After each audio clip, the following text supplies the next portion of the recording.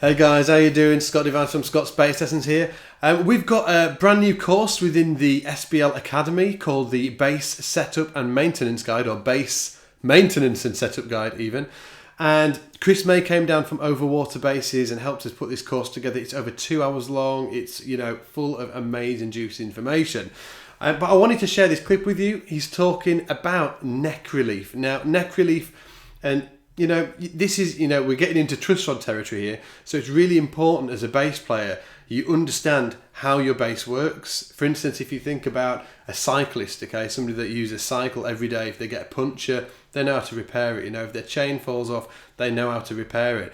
But as bass players, a lot of people are freaked out by truss rods. Now, this video isn't specifically talking about truss rods themselves. He does that in the course, but this is talking about the importance of neck relief. And this is it's something you need to have a little bit of relief in your neck. If you've got it completely straight, you're going to get buzzes here, there and everywhere. And if you've got it too much relief in the neck, you're going to have a humongous action. Now, I'll leave Chris to do the talking. If you like what you see, shoot over the SBL Academy, check it out. Check out all our other courses. It's $1 for 14 days, so you ain't got nothing to lose. Take it easy, and I'll leave you with Chris.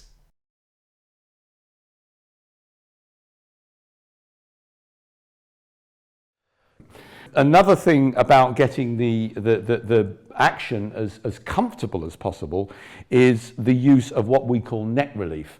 And this is to do with the longitudinal profile of the fingerboard. I couldn't even say that word. Right, okay. Yes, longitude. I can't say it. Whatever he said, I knew he wouldn't be able to say that again. Anyway, carry on. So, and I'll explain that, why we do that, and I'll explain how it happens in just a moment. But the way that we check that, and we will get on to tools in a moment, the way we check the shape of the neck is we use something called a straight edge. Now, a straight edge isn't a rule. This is an engineer's straight edge. It's a very old engineer's straight edge, but it's nevertheless it's an engineer's straight edge. Unlike a rule, the straight edge has been ground flat. They're not terribly expensive, but they are very perfectly flat. Whereas a rule of any length has just been guillotined, and it won't be actually quite flat.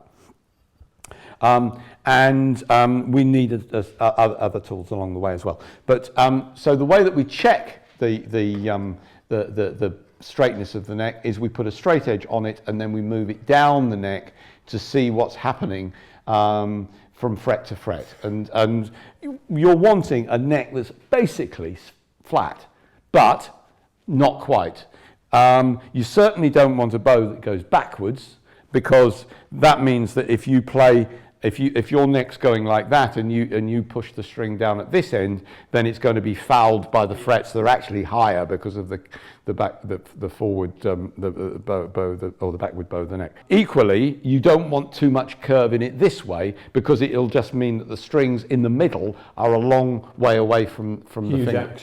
A huge action. And also, when you get to this end, where it's come back up, you're going to get fouling there. Yeah. So the ideal profile and why we put a curve in the neck rather than just have it straight is because of the way that the strings move. And this is the bit you've got to get to grips with. When you play the string or you pluck the string, the string is moving in an elliptical fashion, and vibrations are moving backwards and forwards along the length of the string. As we shorten the strings, obviously the frequency of the note goes up, but also the movement of the string becomes more restricted. Right. So it becomes slightly less. When the string is long, it's quite easy. I don't know if you can hear this, but you start to hear it fouling. If I pluck really hard. So therefore, we want to give the string as much clearance as we can, and make it as easy as possible not to have a buzzy action, but still nevertheless keep the strings fairly close to the fingerboard. So what you don't want is a curve like a bow and arrow. What you want actually is a curve like the front end of a ski, Very, very, Okay, right, very, very gently so. But the idea, and this is where a diagram is probably useful. If you imagine that you know the string is anchored here, the bridge is here, and the fingerboard say ends about there, and the string is going in a straight line from saddle to nut, and the fingerboard is following that at a slight angle, so that the string is higher at this end than it is there, so that when you push the string, this is the bridge, yeah. Yep. Right. Okay. Yeah. So when you push the string down, the angle it becomes one where it becomes more oblique. Yeah. Now, when that string, but along here you've got a fingerboard and you've got a series of frets like this, and as I say, when you push that string down to there, that becomes the takeoff point, and that string then becomes closer to that fret, if you can understand that. So in order to give, that point when the string is very long, it's most vulnerable to buzzing on its neighbour.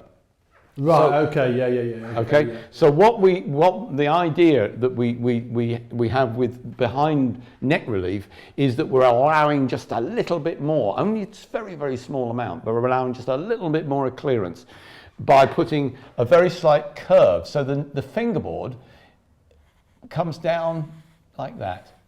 So it's got a very slight bow in it until it gets to maybe the fifth to the seventh fret, and then it starts to straighten out. And by the time it gets to the octave, and it wants to be, so the last octave wants to be completely straight. The last octave. The last octave, or from the. So this is like the body. This is the body of the bass. 12th fret. I mean, that's probably a little bit too far down. So we say the fifth to the seventh there. Yeah. You know, sort of ninth around here. Yeah.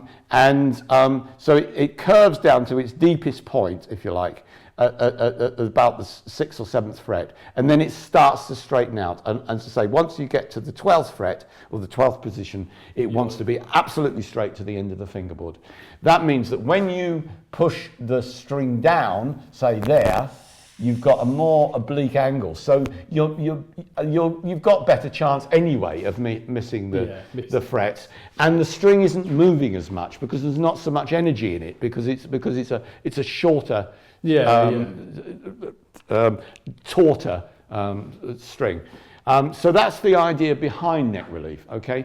So obviously, sort of like this is like a slight over-exaggeration of the angle, Absolutely. just so you can visually see the amount of if you put a straight edge on there and you look at the distance between the top of the straight edge and the bottom of the fret, or the top of the fret and the bottom of the straight edge, you really should only be looking at a gap of a millimetre or two. It depends again on which is why you need to use one of these. Exactly. And not just bluff it. I mean, you can use a string as a straight edge because a string as a straight edge is a bit like a plumb line that a builder would use, or a taut string. Yeah. In that, if you fret at the first and fret at the last, and then you look at the string, that string has got to be straight because it's under tension, and that will act. But what it will tell you is if there is any relief in the neck at all. What it won't tell you is where the relief is. Right, okay. So it'll only give you half the story. It'll give you half the story. Yeah. But with a straight edge, I mean, I always use an 18-inch straight edge, which is a shorter straight edge, which allows me to move it down the neck like this. And I can then see portions, but reasonably large portions of the neck. And that's the way that we measure the relief in the neck. And that's the reason why we have relief in the neck.